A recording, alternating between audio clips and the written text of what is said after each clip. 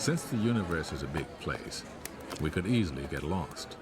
So we'll need signposts to give us a sense of scale. The acrobat's ring is 1 meter wide. The crowd is 10 times wider, 10 meters across, larger by 1 power of 10. Now, with every step, every ring, we travel 10 times farther from Venice, and our view of the universe is 10 times wider. The 100-meter ring surrounds St. Mark's, and 1,000 meters, 1 kilometer, the city center. As our speed increases, 4 steps, 4 powers of 10, reveal all the islands of Venice, the Adriatic Sea, and the mainland of northern Italy.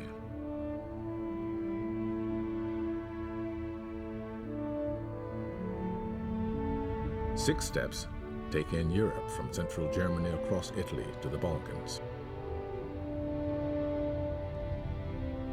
And soon we can see the entire planet, our home in space.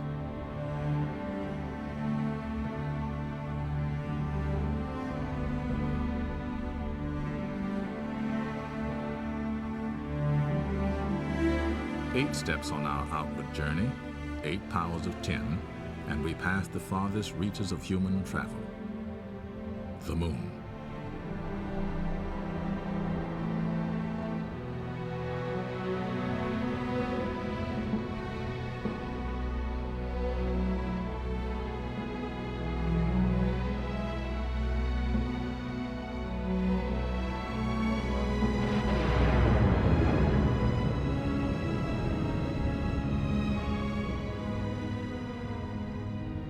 If we visualize the paths that the 9 planets take in their orbits around the sun, at 13 steps from St. Mark's Square, the entire solar system comes into view.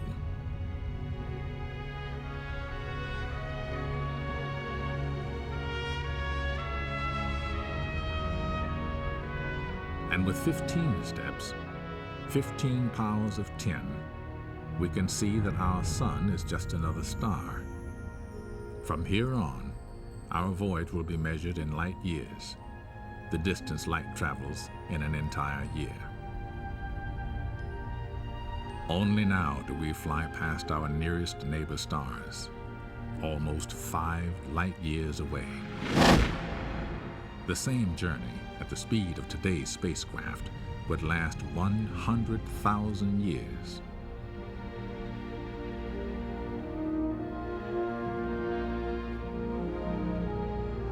As we cross the perpetual night, our voyage takes us up and out of our sun's neighborhood near the edge of a great pinwheel of stars.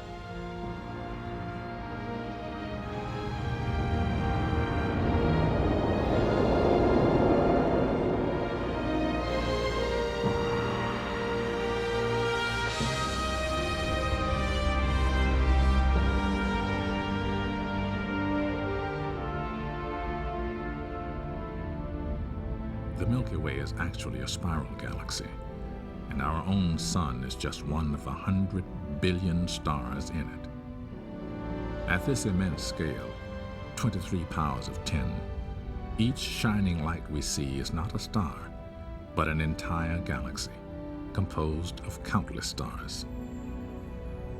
Astronomers have discovered that the galaxies are flying away from one another. The universe is expanding. Our own galaxy, and all the others, form clusters and superclusters of stupendous size, hundreds of millions of light years across.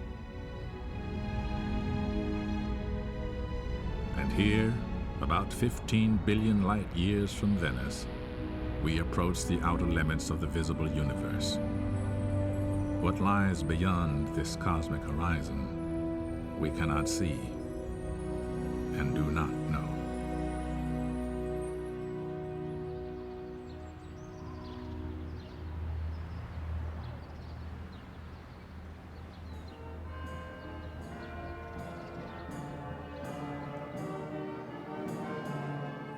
While Galileo's telescope allowed us to take an outward voyage, another innovation, here in the Dutch town of Delft, would lead us on an inward journey of discovery.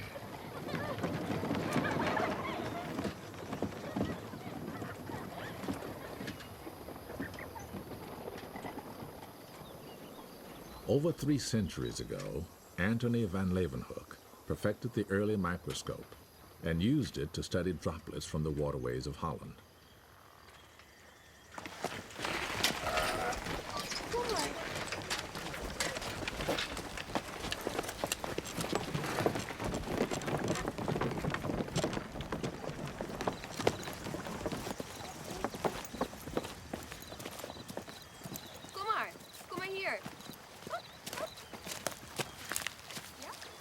As students today make their own discoveries, imagine the moment when Van Leeuwenhoek peered through his more powerful instrument and discovered a living kingdom in a drop of water.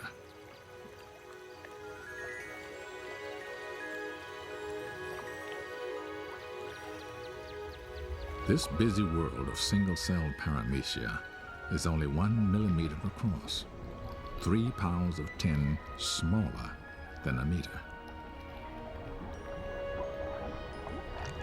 The microscope allows us to continue our journey into the realm of the very small. As we move into the cell nucleus, each new ring now reveals a world 10 times smaller in diameter than the last. Deep within the nucleus, we come upon truly remarkable constructions, long spiraling molecules of DNA.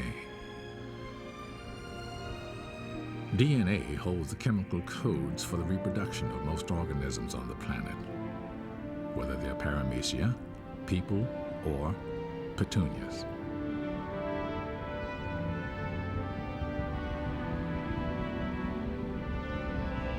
Voyaging on, we see that molecules are made of even smaller parts called atoms.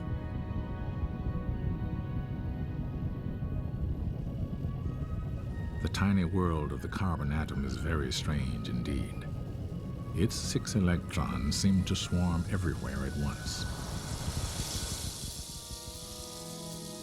Now our voyage takes us through a void that appears as vast as the space between the stars. Ahead lies the atomic nucleus, so fantastically small that if the whole atom were the size of this theater, its nucleus would be like a speck of dust. Yet the nucleus contains almost all of the atom's mass, packed into particles called protons and neutrons. And these, in turn, are made of still smaller, mysterious things called quarks. Exploring this, the inner frontier of the universe, physicists wonder if quarks might contain even tinier building blocks of matter.